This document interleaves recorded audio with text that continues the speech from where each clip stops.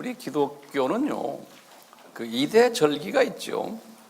그 하나가 이제 성탄절하고 그리고 부활절이죠.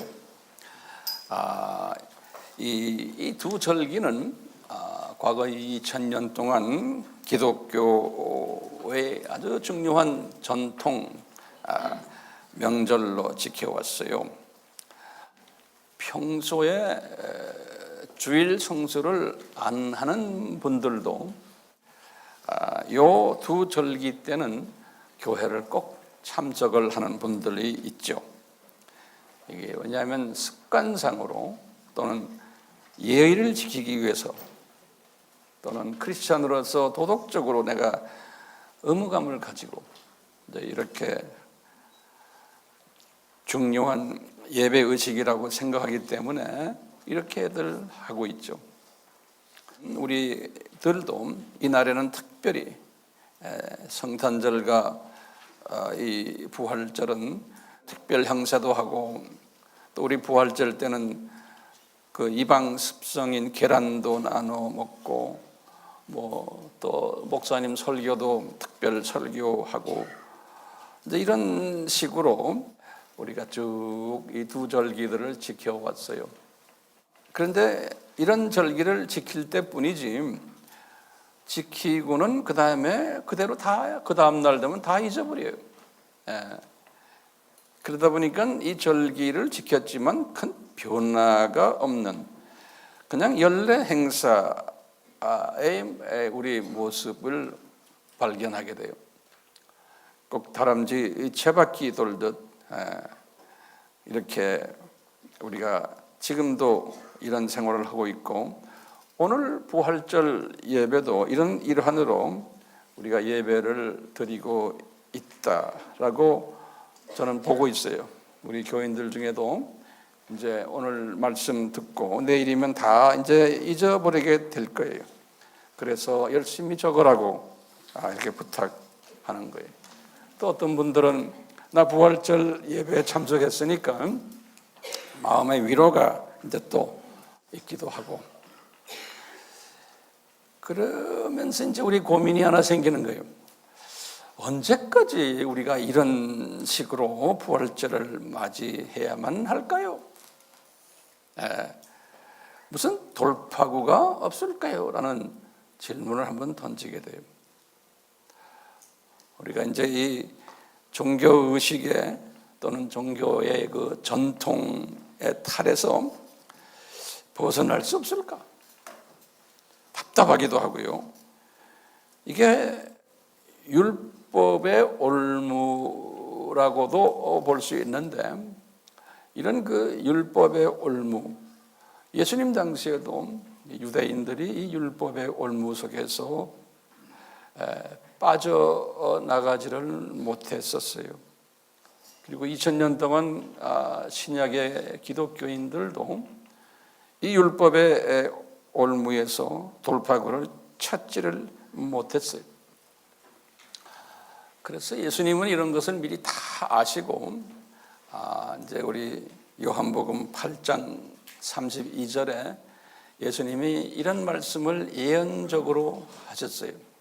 우리 잘 아는 말씀인데, 너희들이 이제 이 한국말로는 그렇지만 이 원어나 영어를 보면 미래형으로 되어 있어요.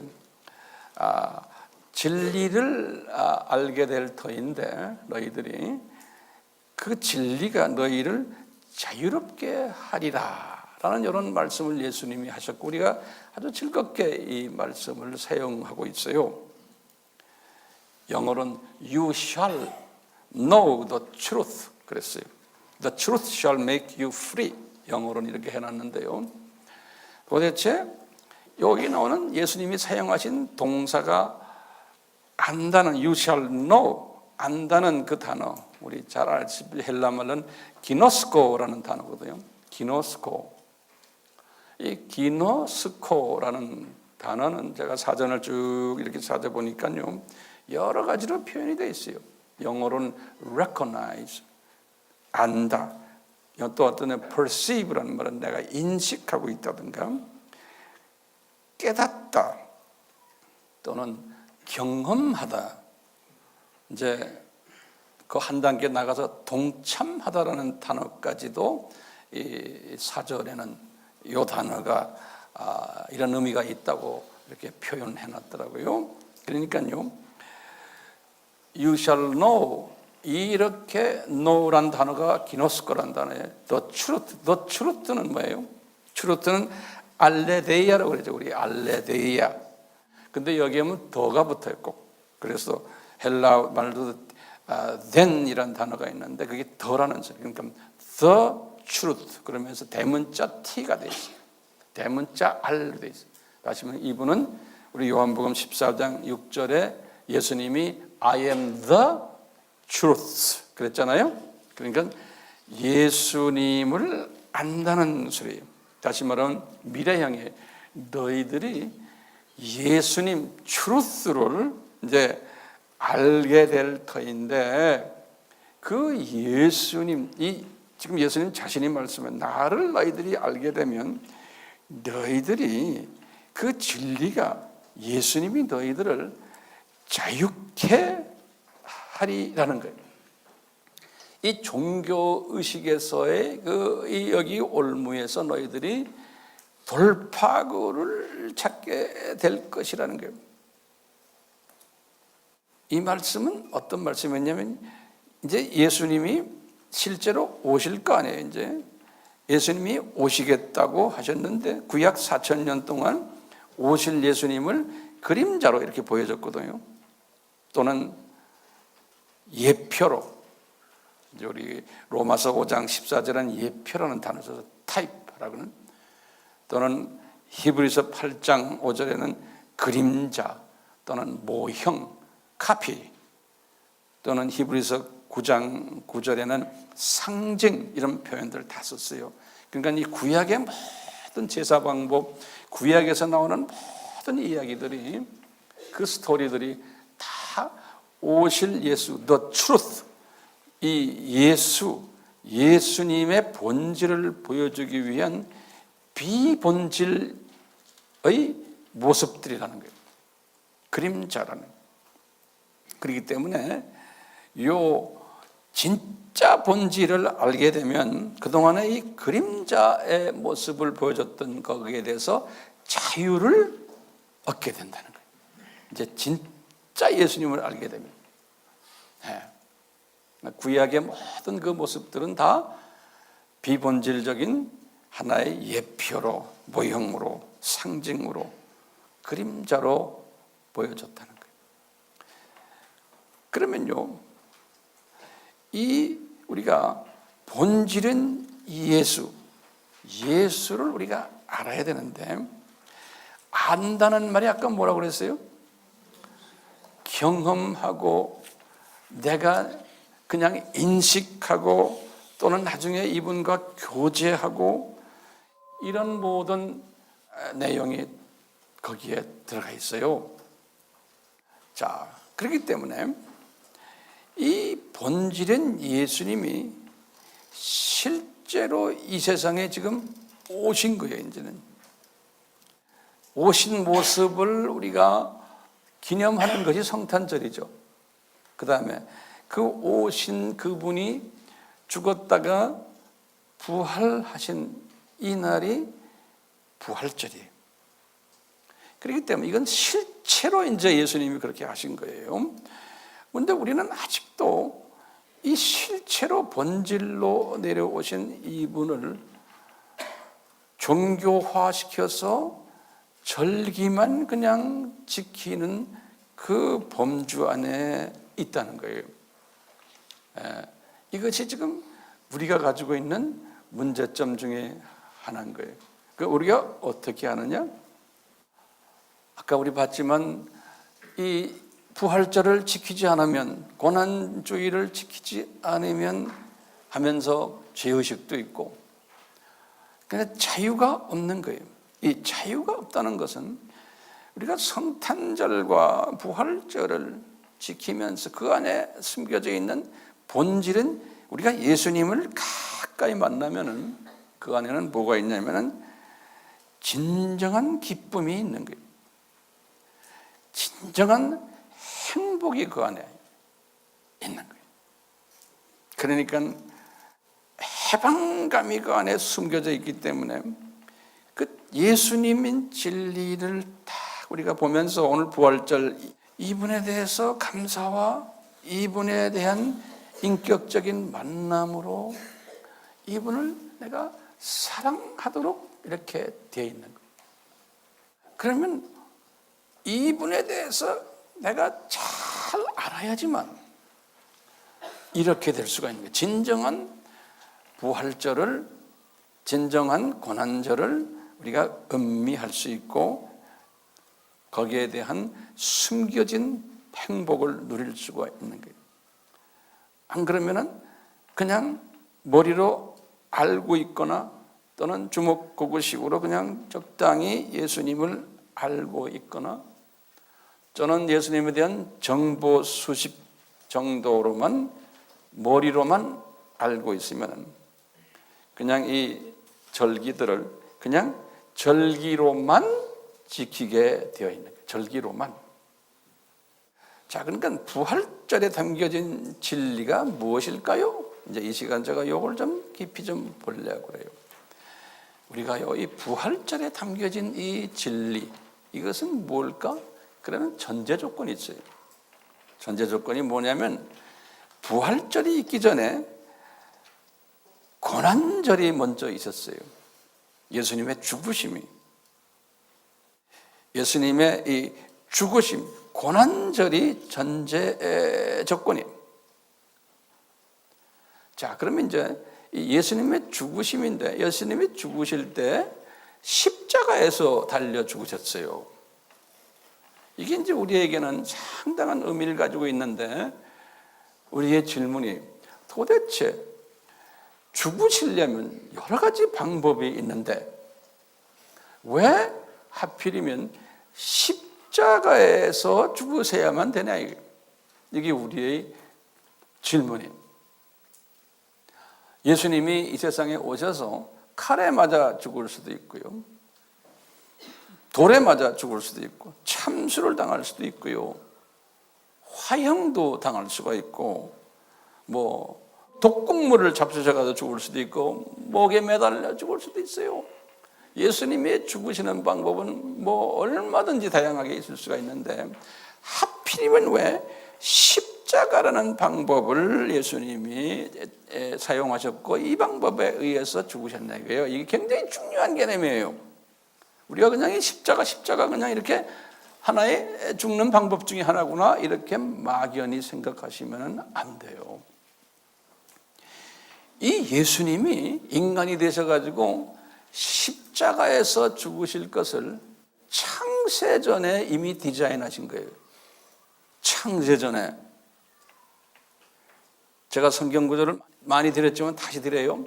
창세전 우리 한번 처음에 고린도전서 2장 7절, 로마서 16장 25절 26절, 에베소서 1장 3절에서 14절, 골로새서 1장 26절,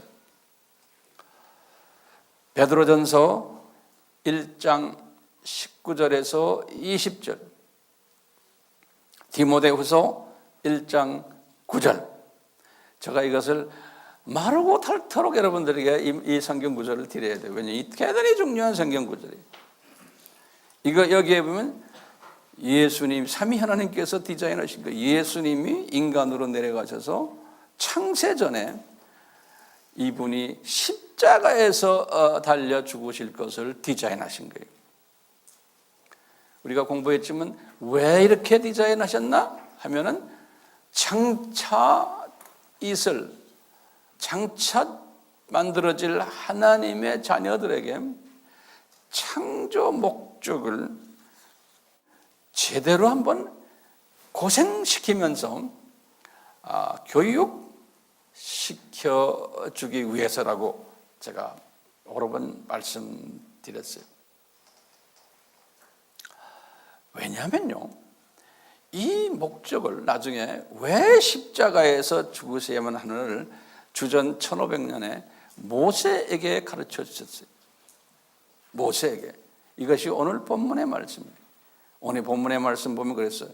십자가에 달려 죽는다는 것은 하나님의 저주를 받는 표현이라는 거예요. curse라, curse. 하나님의 저주를 받는 자는 꼭 십자가에서 죽어야만 한다는 거예요. 그러면서 이 고린도 전서를 바울이 기록할 때 고린도에 있는 지식인들에게 이런 말씀을 하시는 거예요. 여러분들, 당신들 좀 질문하지, 왜 메시아가 하나님의 아들이 왜 영광스러운 몸으로 오시지 않고 십자가에서 왜 죽어야 되느냐? 그건 저주받는 건데, 이렇게 이제 질문을 던지니까 성령님이 바울에게 이런 말씀하시는 거예요. 고린도전서 1장 24절에 이런 말씀하세요. 얘들아, 십자가는 하나님의 지혜다 그러는 거예요. 거기다 또 뭐라고 그러냐면 십자가는 하나님의 능력이다 그런 표현을 써요. The power of God and the wisdom of God 그러는 거예요. 그러니까 그 속에, 십자가 속에 하나님의 위즈덤이 숨겨져 있고 그 십자가 속에 하나님의 파워가 숨겨져 있다는 거예요. 그러니까 예수님이 십자가에 달려 죽으셨다는 의미는 뭐냐? 예수님이 장차 이 땅에서 훈련받는 하나님의 자녀들이 다 저주 속으로 들어가 있었는데 이분들의 저주를 예수님이 대신 저주를 뒤집어 쓰면서 이분들의 저주를 없애주는 일을 하기 위해서 예수님이 창세전에 이미 계획되시고는 이 일을 이루시는 거예요. 그래서 바울이 이것을 깨닫고는 갈라디아서 3장 13절에 그 유명한 말씀만, 그리스도께서 우리를 위하여 저주가 되셨다는 거예요. 그래서 율법의 저주로부터 우리를 구속했다는 거예요. 율법의 저주는 뭐냐면 아담 타락으로 받은 저주예요. 예, 아담 타락으로 받은 저주에서 우리를 구속하셨다는 거예요. 이 기가 막힌 말씀, 오늘 이 말씀을 중심으로 제가 조금 더 발전시켜 드리려고 해요. 저주의 반대말이 뭡니까? 저주란 말은 curse라고 그래요. C-U-R-S-E, curse. 반대말은 뭐예요? 저주의 반대말 복이에요. blessing. blessing을 우리가 마태복음 5장에서 복 있는 자는 우리 다 배웠잖아요. 그럴 때마다 이제 어떤 신학자들은 복 있는 자를 그게 마카리오스라는 단어거든요. 헬라말로. 그것을 사전에 보면 또 이런 뜻이에요. 해피한 자는 복을 해피네스로 번역을 했어요. 그러니까 복 있는 자라는 것은 해피한 자들이에요. 해피한 자들, 행복이에요. 저주의 반대말이 뭐예요? 복이 있는 거예요. 복 또는 해피네스. 저주의 반대말이에요. 자, 아담이 타락하기 전에 무슨 복을 받았나요? 거기다 좀 적어놓으세요. 아담이 타락하기 전에 하나님이 이분에게 복을 내렸어요. 창세기 2장 3절에 보면요, He blessed him 그랬어요. 2장 3절에요. 근데 어떤 복을 받았나? 이거 우리가 굉장히 중요한 거예요. 지금부터 잘 노트 정리하세요. 첫 번째, 아담은 우리가 보면 육이 있고 혼이 있고 영이 있죠. 데살로니가전서 5장 23절에 보면 이 세 부분이 있어요. 자, 아담의 육이 복을 받은 거예요. 그럼 어떻게 이분이 복을 받았나?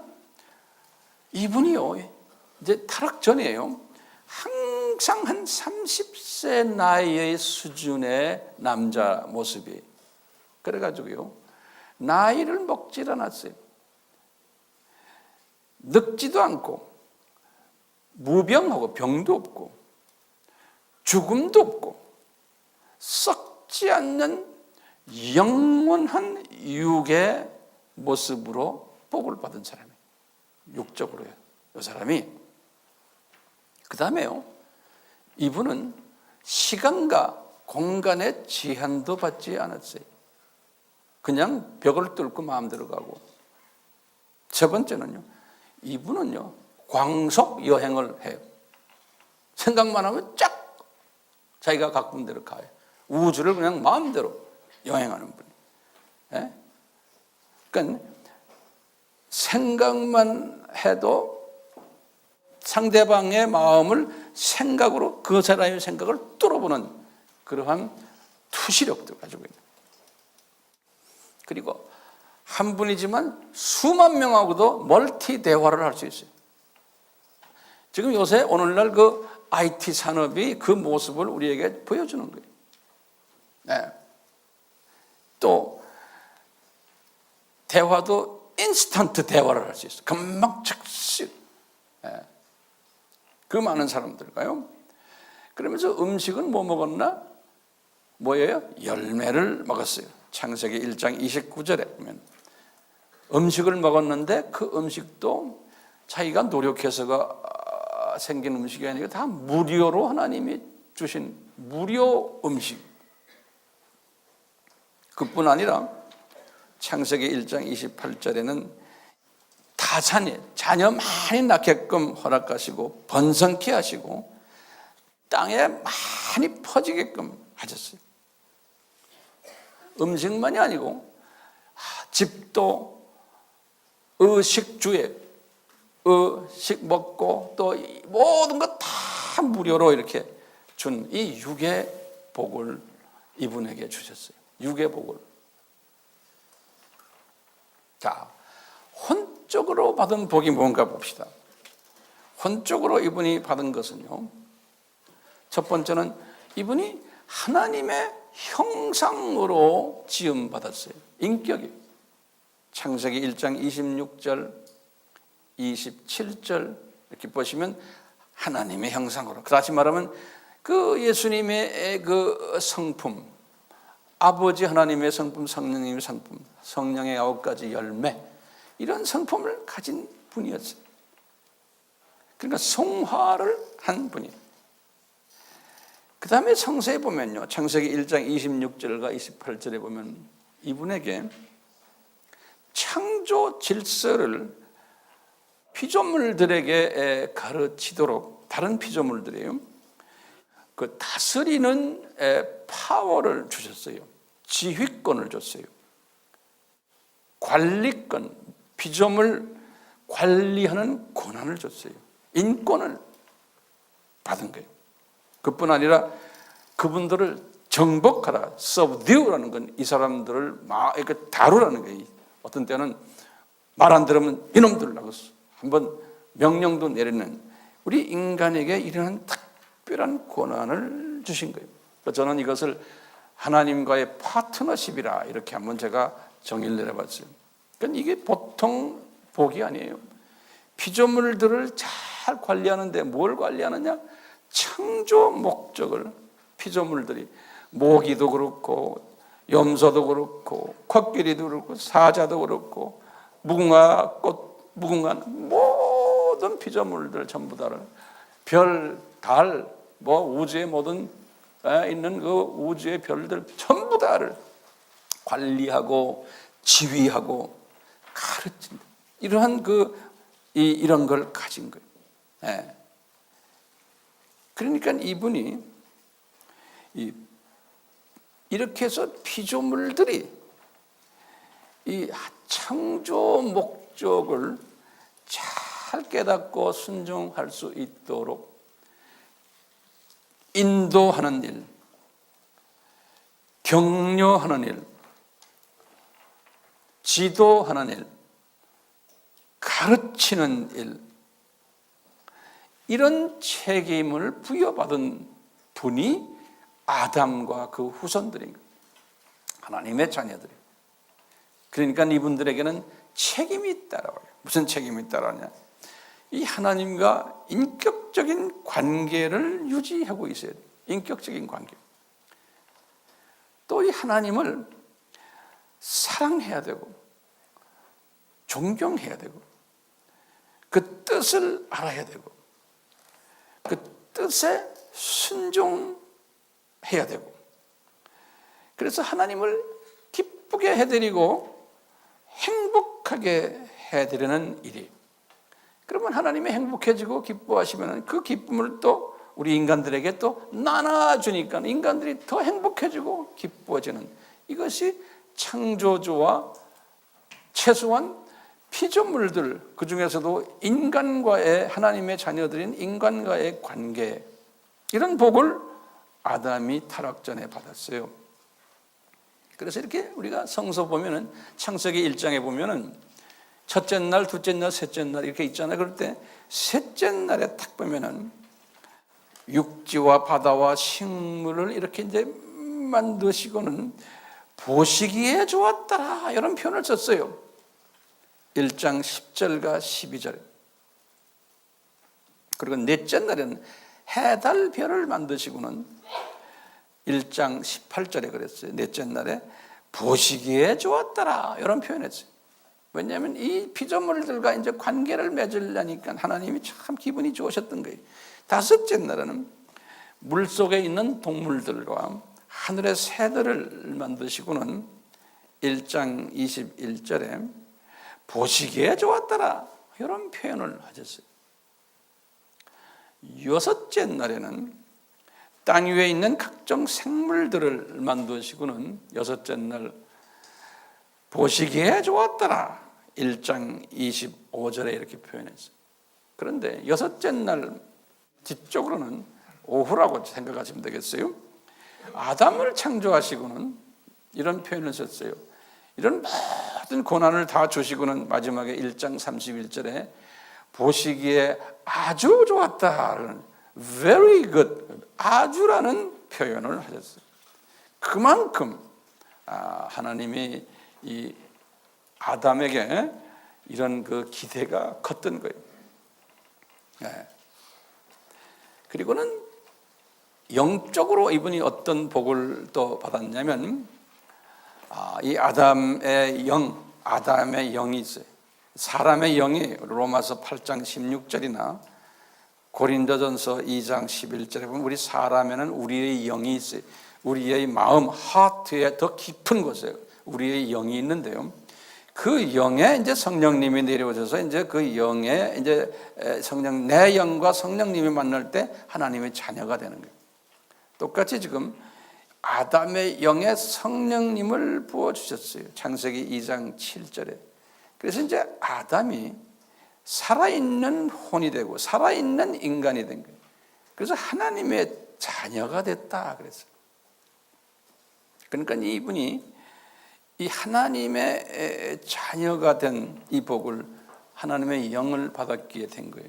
그러니까 지금 아담이 받았던 이 모든 육, 혼, 영의 이 복이 저도 여러분도 우리가 낙원에 올라가면 그대로 회복하는 거예요. 바울이 이것을 알았기 때문에 나는 빨리 죽는 게 좋다.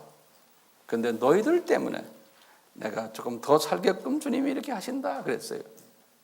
자, 그런데요, 아담이 이런 복을 받았는데 이제 저주를 아담이 받게 된 거예요. 불순종 때문에요. 그래서 이제 이 창세기 2장 17절에 그랬어요. 네가 이것을 이렇게 해서 저 열매를 먹으면 너는 정령 죽으리라 라는 하나님의 예언의 말씀이 아담에게 있었는데, 이 양반이 그 말씀대로 그대로 불순종해서 이제 죽으리라 하는 건 영적으로 죽으리라, 그것만이 아니고 육적으로, 혼적으로도 죽는 사건이 일어난 거예요. 자, 육적으로 어떻게 죽었나 보세요. 이 사람이 육적으로 시간석으로 전락이 되어버린 거예요. 육이. 그리고는 나이를 먹기 시작하고 늙게 되고 병이 들어서 아프고, 그래서 930세에 죽게 됐어요. 창세기 5장 5절에 창세기 5장에 나오는 모든 노아까지의 그 인사들 보면 다 죽었어요. 그래서 흙으로 돌아간 거예요. 창세기 3장 19절에 보면 흙으로 들어가게 되어 있는 거예요. 이 육이 뿐만 아니라 2분의 6은 시간 속에 떨어졌기 때문에 시간과 공간의 제한을 받게 된 거예요. 우리도 지금 그런 상황 속에서 지금 살고 있잖아요. 멀티 대화가 불가능한 거예요. 그리고 창세기 3장 16절에서 19절에 쫙 설명되어 있어요. 음식도 이제는 채소 먹게 해놨고 열매 못 먹는 게. 또 땅을 저주하셔서 이분이 이제 땅에 이제 가시나무와 엉겅퀴가 생기면서 농사를 지어야만 얼굴에 땀을 흘려야만 음식을 먹을 수 있도록 저주를 받은 거예요. 그리고는 여자가 고통이 있어야지만 아기를 낳을 수 있게 됐고, 그래서 이제는 무료가 아니에요. 이제는 열심히 고생을 노력을 해야 되는 거예요. 이렇게 육이 저주를 받은 거예요. 그러니까 우리가 지금 이 저주받은 이 육을 가지고 지금 우리가 살고 있는 거예요. 혼이 어떻게 저주를 받았나 보세요. 혼은요, 이제 이 타락함으로써 이분이 어떻게 됐어요? 이분이 서서히 하나님의 형상을 닮았던 분이 이제는 사탄의 형상을 닮아가면서 사탄의 성품으로 이제 서서히 이제 대체되기 시작하는 거예요. 바로 가인을 봐도 금방 알 수 있어요.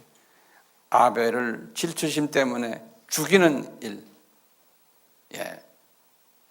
그러다 보니까 이제 하나님과의 인격적인 관계를 가지지 못하게 되므로 이분에게 주셨던 모든 권한들을, 인권과 지휘권, 가르치는 권한, 관리하는 권한, 다스리는 권한, 창조 목적 파트너십의 이 권한들을 상실하게 되었어요. 세 번째로 이분의 영은 어떻게 됐냐? 하나님의 영이 떠나면서 사탄의 영으로 대체를 받게 되고 이제 죽은 아담이 됐어요. 사탄의 자녀가 되어버린 거예요. 그때부터 사탄의 일을 하는 존재로, 창조 목적의 위배자로 이렇게 둔갑되어버린 거예요. 자, 이렇게 아담이 복을 받았다가 저주를 받을 것을 신기하게도요, 창세 전에 삼위 하나님이 알고 계셨던 거예요. 창세 전에. 그래서 바울도 이것을 소화를 하지 못했어요, 처음에. 그래서요, 바울이 이 사실을 뭐라고 표현하냐면 이게 그리스도의 신비다. 신비, mystery of Christ. 에베소서 3장 4절에 보면 mystery, 아까 우리 말한 고린도전서 2장 7절에도 mystery란 표현하고요. 이 mystery를 숨겨놨다가 나중에 뚜껑을 열었다 그랬어요.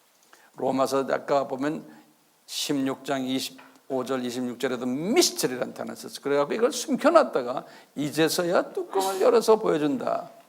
그러니까 이 아담이 타락할 것을 이걸 미리 아시고 아담이 저주받을 것을 미리 아셨다는 거예요. 신기한 미스터리. 이 저주받아가지고 아담이 시간 속에 떨어져서 고통당하면서 어려움 속에 있을 것을 알았다는 거예요. 미리 예정하셨다는 거예요. 이런 개념이에요. 그래서 이 시간 속에 얼마나 오래 있게 하셨냐? 우리 알다시피 7,000년인 거예요. 우리가 계산해 보니까 7,000년은 하루가 1,000년이라고 성서에 나오잖아요. 시편 90편 4절에 보면 베드로후서 3장 8절에도 그러니까 7일 동안이 이것을 우리가 이 세상이다 이렇게 표현해요. 이 세상. 그러니까 이 세상은 뭐 하는 곳이냐? 하나님의 창조 목적을 훈련받는 학교다. 우리가 이렇게 표현했죠. 이 세상은 창조 목적 훈련 학교가 이 세상이다. 그래서 우리는 이 세상에서 1000년 사는 것도 아니고 7000년 사는 것도 아니고 잠깐 살아야 100년, 그것도 오래 사는 사람은 대개 6, 70년, 80년 살다가 우리가 지금 우리 고향으로 다시 훈련 끝나고 이제 가는 이런 모델로 지금 하나님이 다 예정하신 거예요.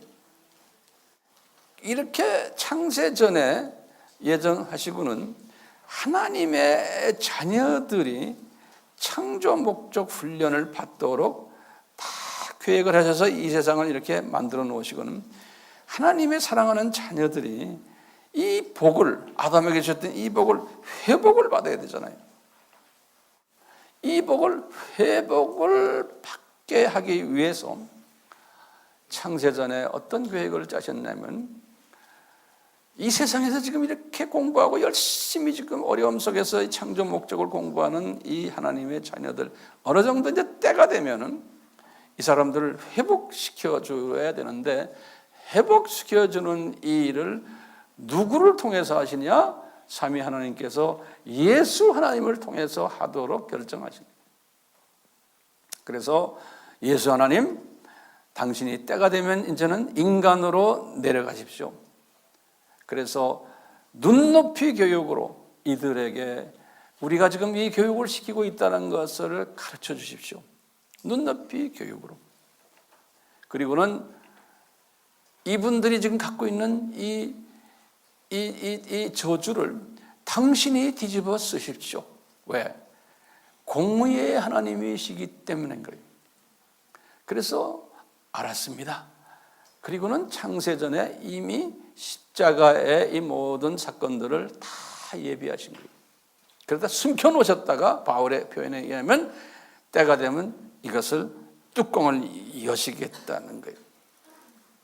그러니까 이제 이런 모습을 쫙 이제 예수님께서 이제 딱 하시곤 아담이 딱 타락했을 때 아담이 사탄에게 이런 말씀을 하세요. 창세기 3장 15절에 지금부터 상성문에서 잘 들으세요. 우리가 지금 4000년 구약을 내가 간단하게 설명하는 거예요. 사탄에게 딱 뭐라고 해요? 사탄아, 여자의 후손이 태어날 텐데, 그게 예수님이죠. 네 후손과 싸움이 있을 것인데 여자의 후손이 이길 것이다.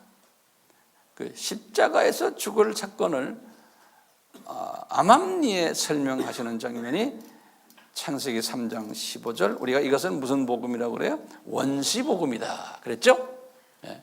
프로토 에반겔리온이라는 헬람 원시복음이다. 그리고는 그때부터 어린 양을 죽여서 어린 양의 피에 의해서, 그 어린 양은 예수님이죠, 그림자로. 그래서 하나님의 백성들 이스라엘 사람들이 죄사함을 받게 되는 그 포뮬라, 그 형식을 그대로 4000년 동안 가르쳐준 거예요. 죄사함을 받으려면 하나님의 자녀들이 어린 양이 저주를 받아야 된다. 그래서 예수님께서는 주후 1500년에 모세에게 구체적으로 가르쳐주는 거예요. 십계명도 주셨지만 모세에게 오늘 본문의 말씀에 신명기 21장 23절에 하나님의 저주를 받는 사람은 십자가에서 죽게 되어 있다는 거예요. 십자가에 달려 죽는다는 것은 하나님의 저주를 받는 자임을 모세에게 가르쳐 주시는 거예요. 그러니까 우리가 지금 이렇게 십자가를 딱 볼 때요, 예수님이 나에게 주신 이 저주를 대신 뒤집어 쓰시는 그 모습이 저 십자가이구나 라는 것을, 그래서 나에게 그 아담이 가졌던 그 복, 이 타락 전에 가졌던 그 복을 다시 회복시켜 주시기 위해서 그 저주를 이분이 뒤집어 쓰시는 것이 저기에 십자가구나. 그래서 창조 목적을 훈련시키기 위해서 이런 방법을 디자인하셨구나. 이러고는 주전 1000년이 딱 됐어요. 이제 다윗이란 사람 앞에 딱 예수님이 야훼가 다윗에게 나타나서 뭐냐면 다윗이 영의 눈이 팍 떠지는 거예요. 보니까 웬 분이 보니까 예수님이죠. 예수님이 십자가에 쫙 달려있는 모습을 다윗이 본 거예요. 주전 1000년에 비디오로 쫙 보여주는데 그분이 하시는 말씀까지도 다 듣는 거예요. 그게 시편 22편이에요.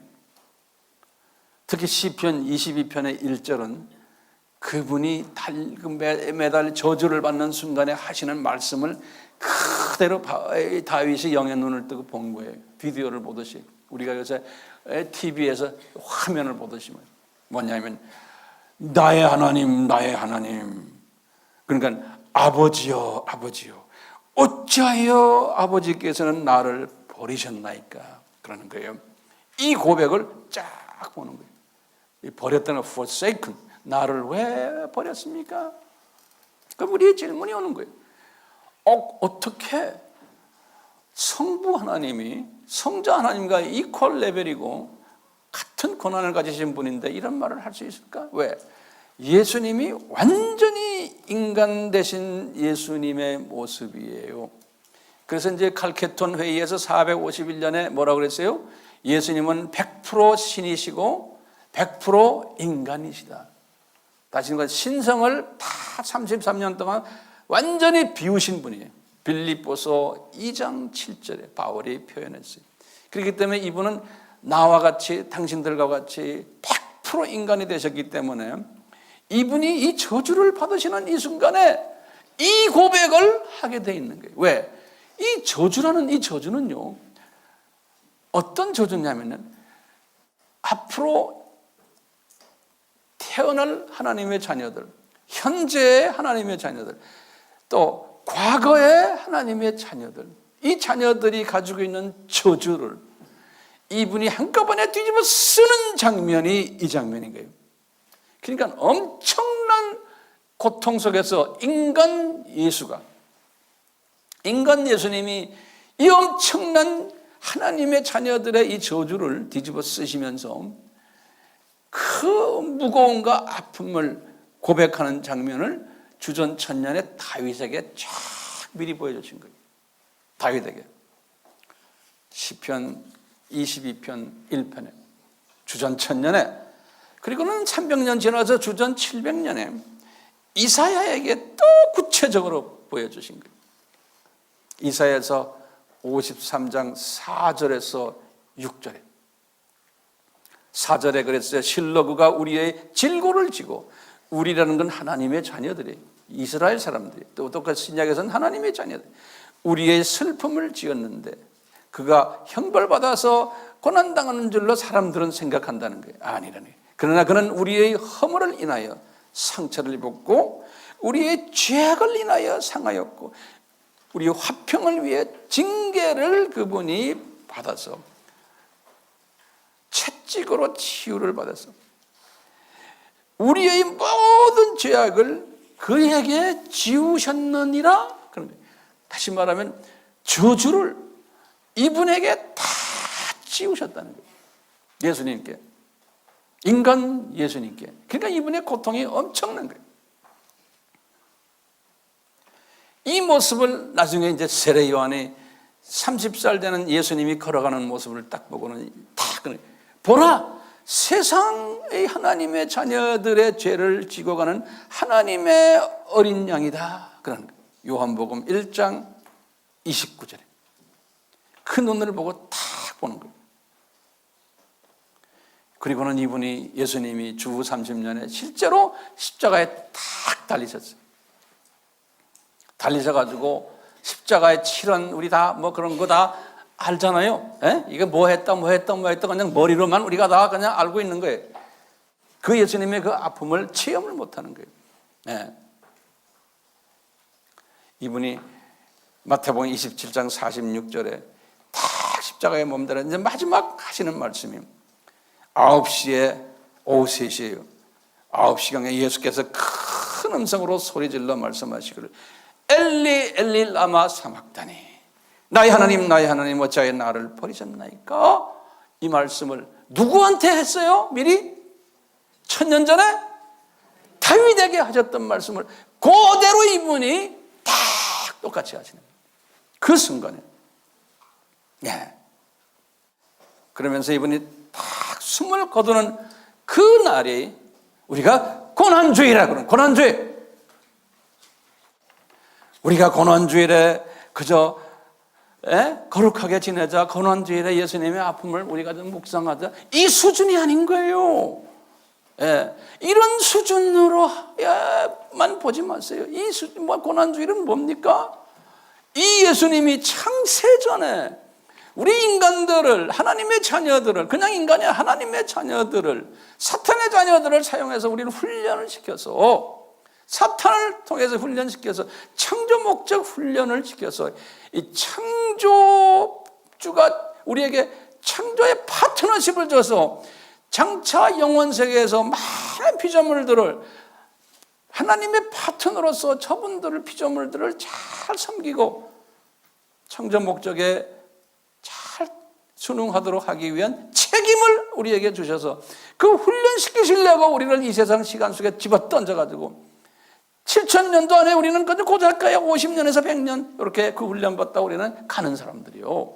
그러니까요, 우리가 하나님의 자녀가 되죠. 우리가 저쪽 나라에 간다는 거예요. 아하, 이 훈련을 시키시려고 우리를 이렇게 고생을 시키시고는 나에게 주셨던 이 모든 저주를 이분이 뒤집어 쓰셨구나. 그래서 나는 완전히 복을 회복받았구나. 이 고백이. 예수님이 숨을 거두기 직전에 마지막으로 하신 말이 뭐예요? 다 이루었다. 예수님 이런 말씀을 했어요. 마태복음 19장 30절에. 그럼 언제 시작했는데 다 이루신 거예요? 이 프로그램이 창세전에 시작하신 것, 이 프로그램을 이제서야 지금 다 이루셨다고 딱 하시면서 숨을 거두신 거예요. 그러니까 분명한 목적이 계시기에 다 이루었다 그런 거예요. 그냥 막연히 이분이 아담이 죄를 지어서 이분이 아담 때문에 이렇게 내려오셨던 이런 수준이 아닌 거예요. 이건 하나님의 트레이닝 프로그램 속에서 지금 하는 거예요. 그러니까요, 고난주일이라는 게 도대체 무슨 날이에요?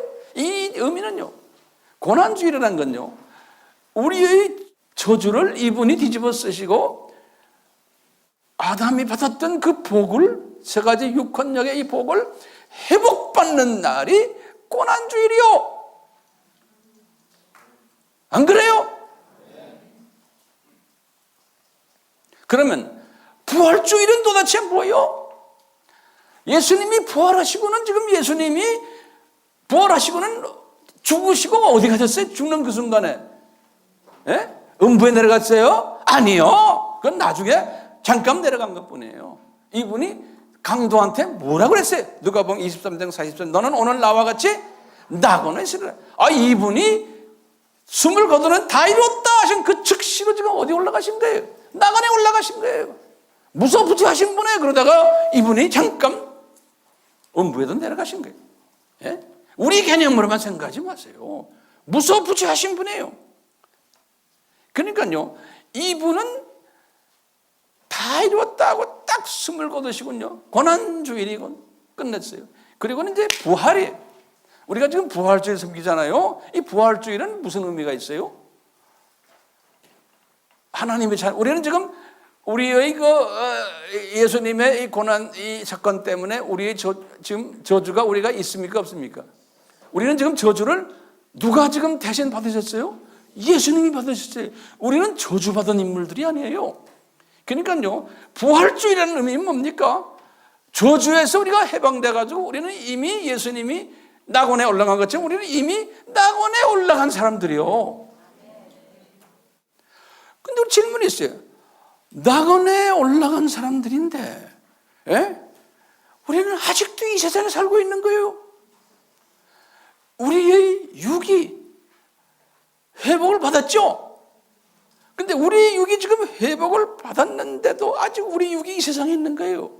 그리고 회복 안 받은 사람들이 모습 그대로 있는 거예요. 회복 받았어요. 그래서 이제 우리 신학적으로 뭐냐면 이건 지연된 회복이다 그러는 거예요. 지연된 복이라고 그래요. 뭐냐? 육은 이제 우리가 이 세상에 사는 동안에는 아직 저주 속에 있는 사람처럼 보이지만 이 세상 사람들은 저주 속에 있지만 우리 하나님의 자녀들은 이 육이 이미 어떻게 됐어요? 이미 회복받은 존재들이에요. 우리는. 왜 그러면 이 세상에 이렇게 오랫동안 회복받아 놓고는 여기서 그냥 사느냐? 사명이 있기 때문에 그런 거예요. 우리가요, 이 사명을 이루기 위해서 잠깐 delayed blessing, 좀 지연된 복을 준 것뿐인 거예요. 그러니까 우리는 세상 사람과 다른 거예요. 병이 좀 있어도 그까짓 병 이렇게 되는 거예요. 예? 조금 좀 어디 불편해도 그까짓 것이라는 단어가 우리에겐 필요한 거예요. 그게 뭐 그리 중요해요? 조금 일찍 주고 어때요? 저 나라 우린 가는데 우리는 이미 다 이 문제 해결된 사람들인데 여기서 오래 살아요? 어떻겠다는 거예요? 예? 빨리 가는 게 낫지. 우리가 여기서 지금 돈벌이 때문에 신경 쓰고 뭐 때문에 신경 쓰고 자녀 때문에 그건 예수님께 다 맡겨버리세요. 우리는 이미 다 저쪽 동네에 우리가 간 사람들이요. 왜 이 동네 거 가지고 그렇게 난리들 찍입니까? 왜 그러냐면 이 회복과 이 복과 저주의 이 개념이 없기 때문에 그런 거예요. 이 개념이 없기 때문에 하나님의 자녀들이 혼적으로는 어떻게 됐어요? 우리는 이미 저쪽 동네 뿐이에요. 아까 혼적으로 봤죠? 다 이제 저쪽으로 우리가 회복됐지만 아직도 우리는 사탄의 성품들 그대로 가지고 있는 거예요. 그렇지만 우리는 회복된 사람들이니까 날로 성화되는 거예요. 성화되는. 이 성화가 어느 정도 됐냐에 따라서 저쪽 동네 올라가면 계급이 설정된다고 바울이 그랬어요. 저쪽 동네 올라가면 이미 우리는 다 성화된 사람들. 그런데 이제 얼만큼 이 세상에서 그 성화를 우리가 해나가네요. 이 부활절은 이런 의미에서요, 이 모든 것이 다 이미 이루어진 것. 우리는 천국 백성들이에요. 영적으로도 마찬가지예요. 우리는 이미 영적으로도 하나님의 자녀가 된 사람들이에요. 이 영적으로 자녀된 사람들, 이 영적은 지연된 복이 아니에요. 이거는 지연된 게 아니에요. 이거는 이미 성취된 복이에요. 영적으로는요. 육적으로는 지연된 육적 복이, 혼적으로도 지연된 복을 갖고 있지만 영적으로는 이건 뭐예요? 인스턴트, 즉시 회복이 됐어요. 그렇기 때문에 우리는 바울도 그랬죠. 우리는 천국 시민권을 가진 자들이라는 거예요. 천국 비자를 우리 가진 사람들이에요. 이미 포켓에 다 패스포트가 비자 다 있어요. 그러면서 지금 우리가 살고 있는 거예요. 그러니까 이 부활절은 천국 시민권을 가진 사람이 잠깐 육적인 이 세상에서 지연된 복 속에서, 혼적으로 지연된 복 속에서 이 시민권을 가지고 포켓에 놓고 다니는 사람들 우리는요. 그러니까 죽음에 대한 두려움도 있어요, 없어요? 없어요. 날로 성화되는 길밖에 없어요. 우리가 지금 성만찬 하더니 성만찬의 의미가 지금 뭐예요? 고난주의를 생각하는. 고난주의는 뭐예요? 고난주의는 고난하신 건 이미 나를 예수님이 이 피 흘리시고 몸이 깨지심으로 우리에게 뭘 줬다는 거예요? 저주를 이분이 뒤집어 쓰셨다는 그 의미가 지금 고난절을 우리가 이거 지금 성만찬하는 거예요. 뒤집어 쓰셨다 이분이. 나는 이제 저주가 없는 존재다. 거기에 대한 감사와 이런 것을 묵상하면서 나의 신분을 다시 한번 재확인하는 그러한 의미로 우리가 성만찬을 해야 되는 거예요. 거기는 오늘도 부활절인 거예요. 그러니까 뭡니까? 아하, 지금 지연된 육과 지연된 혼이지만 나는 이미 천국 패스포트를 가진 사람이야. 여기에 대한 확신을 다 가진 사람이에요. 저는 그 확신이 있기 때문에 이 나이에 시간만 있으면 여러분들 섬기지만 시간만 있으면 바깥에 나가서 이렇게 뛰어다니잖아요. 이것을 주님의 백성들이 지금 만방에 퍼져 있어. 아까 보셨잖아요. 그분들에게 이걸 집어넣어주면 좋아서 난리를 지기는 게 좋아서 댄스하고, 예? 이 댄스를 하도록 도와주는 일을 우리가 지금 하고 있잖아요. 여러분들 그래서 뒤에서 기도 많이 했죠? 예? 그럼 우리는 지금 이 세상에 사는 게 뭡니까? 바울이 이걸 그랬죠. 우리는 이 세상에 사는 것이 우리는 타국인이다. 이게 타국이야. 우리는 순례자야. 히브리서 11장 14절에. 예? 베드로전서 2장 11절에 우리는 이 세상 나그네야. 잠깐 있다가 없어지는 안개야. 야고보서 4장 14절에 야고보도 그랬어요. 예? 우리 본향은 저쪽이다. 그러니까 본향을 바라보며 살자. 그러니까 장례식이 눈물바다가 되면 안 되잖아요. 장례식은 파티가 돼야 되는 거예요. 세계관이 다른 거예요. 우리 크리스찬들과 비크리스찬들과의 차이에서요. 다시 말해요. 고난주일은 무슨 날이요? 예수님이 저주를 내 대신 받으셔서 복을, 이 세 가지 복을 다 주신 날이다. 그렇죠? 부활절은 뭐예요? 이미 우리는 천국 패스포트와 비자를 이미 가지고 있는 사람들인데 잠깐 지연된 육의 복과 혼의 복을 우리에게 주셨다. 왜? 할 일이 있기 때문에. 사명이 있기 때문에. 오늘 부활절. 그래서 제가 제목을 뭐라고 말했죠? 저주 받으시고 복 주신 예수님이. 이 제목과 이게 부합됩니까? 생각을 바꾸세요. 교회 나와가지고 우리가 이 세상에서 어떻게 하면 더 잘 살까? 어떻게 하면 행복하게 살까? 이것만 만약에 교회에서 가르친다면 그게 문둥이 교회예요. 내가 지금 막말합니다. 교인들을 잠자게 만들고 병신 만들어 놓는 거예요. 이미 저주를 주님이 다 받아. 우리는 예수 안에서 지금 행복해져야 되는데 외쳐야 되는 거예요. 외쳐야 되는 거예요. 행복을 나눠주고 행복을 외쳐야 되는 게 우리의 사명 아닙니까? 예. 하나님 아버지, 부활절을 맞이하여 우리가 다시 한번 확인하는 것은 우리 하나님의 자녀들은 이 세상이 우리의 고향이 아님을 확인하게 되며 우리는 타국에 와서 살고 있음을 확인하게 되며 우리는 순례자이며 나그네이며 안개 같은 존재임을 확인하게 됩니다. 예수님, 저희들에게 이 영적 분별력을 허락해 주셔서 우리가 이 세상에 살지만 우리가 우리의 시각을 이 세상에만 집중하지 않게 해주시고 저 세상도 보면서 동시에 이 세상도 집중하면서 살 수 있는, 그리고 이 세상에서 내가 할 일이 무엇인가를 깨닫는, 왜 나를 이 세상에 보냈는지를 깨닫는 지혜자가 되도록 은혜 베풀어 주시옵소서. 우리 예수님께서 때가 되어 우리들을 본향으로 불러 가실 때 우리가 기쁨으로 감격으로 감사로 떠날 수 있는 이런 복된 자들이 되게 하시고 우리 가족들이 되게 하시고 우리 주변에 사랑하는 모든 우리 형제자매들이 될 수 있도록 특별히 부활절을 기해서 이 복을 우리에게 주시고 날로 이 복이 더욱 구체화되는 그러한 복된 우리가 되도록 은혜 베풀어 주시옵소서.